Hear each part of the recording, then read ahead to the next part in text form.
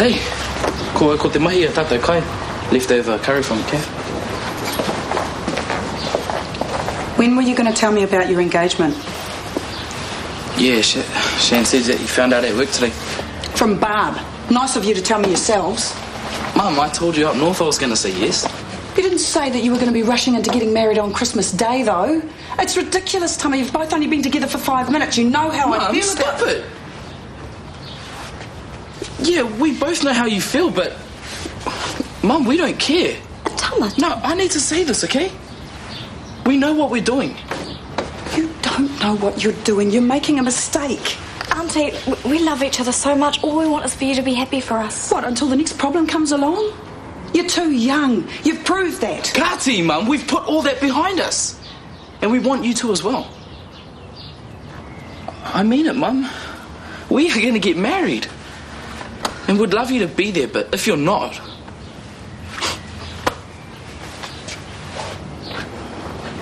Why are you here? Well, he asked me to come and see you at the end of my shift, remember? Oh, don't play games with me, Robin. Why are you in New Zealand? It's my home. You followed me. Oh, please. Don't flatter yourself. Well, what am I expected to think? You're not only in the same country, you're in the same hospital. Well, I've worked here before, remember? And how was I to know you were CEO? You weren't exactly talking to me before you left the UK. I want you to leave and find another job. Oh, I know you're not serious. I don't want you working here. I'm tough. I'm trying to build myself a new life. Well, that's fine, as long as you do it nowhere near me. What are you going to do? Ask Judy to sack me? She'll want to know why. So, you get on with your life, I'll get on with mine. Simple. Robin, I'll be watching you. And any opportunity to get rid of you, I'll take it in a second.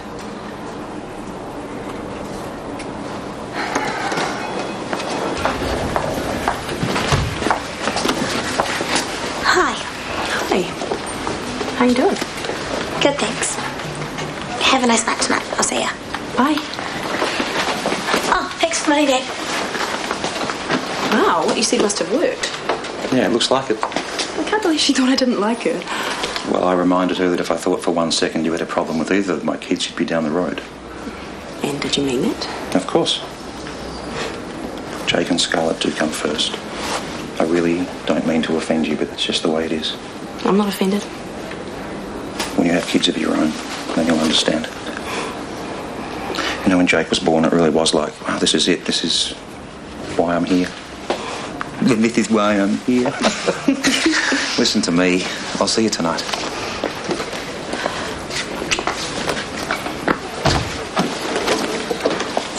I do understand.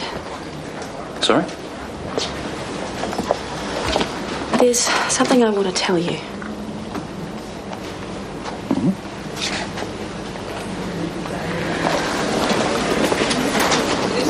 Okay. They're taking off the treatment centre now. It'll be all right. And you know, if you need anything, you know where I am, don't you? Thanks. Tony, I thought you should know I've been talking to the police, keeping them up to date about Dom. They don't want him to escape the consequences of his actions any more than I did. Did you catch that, Dom? You know, I actually thought you might be coming back here to apologise. What do I have to apologise for? Don't you think all this is hard enough on me without you standing there going on and on? I'm trying to make you see. I haven't finished, Chris. I know what you think of Dom, and that's fine. That's between the two of you. But you and me, we're meant to be friends. More than friends. Tony. You know what you can do with your marriage proposal? You can shove it. I'd rather live in the gutter than be married to you. So, I left school with straight A's, and Mum and Dad were stoked. Did I mention that I was deputy head girl as well?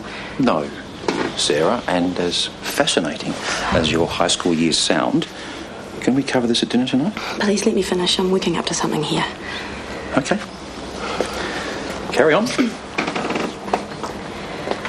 Things changed when I got to university. Suddenly there was all this freedom. There were parties, there were boys. I went a little crazy. Don't we all?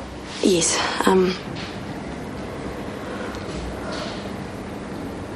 Do you know my brother, Daniel? Yes. He's not actually my brother. He's my son. I was 17 and a complete spinner. Mum and Dad looked after him while I finished my training. They were so good with him and I was so hopeless. And then this great opportunity to travel came up and Mum and Dad were like, go. So I went.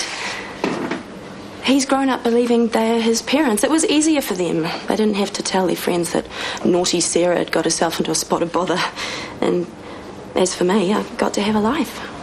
I got to be young and do all the things that a 20-something should do. You mean that Daniel has no idea that you're his mother? No, but he's the reason I've come back.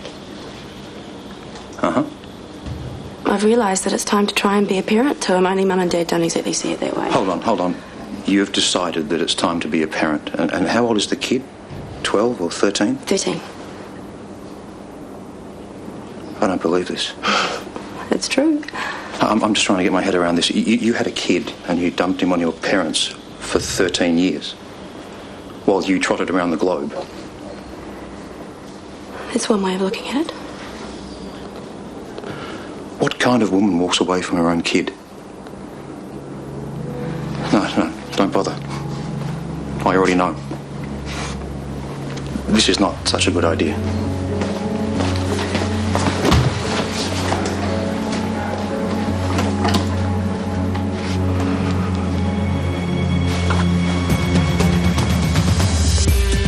We're back with the staff of Shortland Street at 11:15 tomorrow morning here on 1. And don't forget to check in on Shoga and O'Shea this afternoon at 4:25 for the penultimate programme of the current series.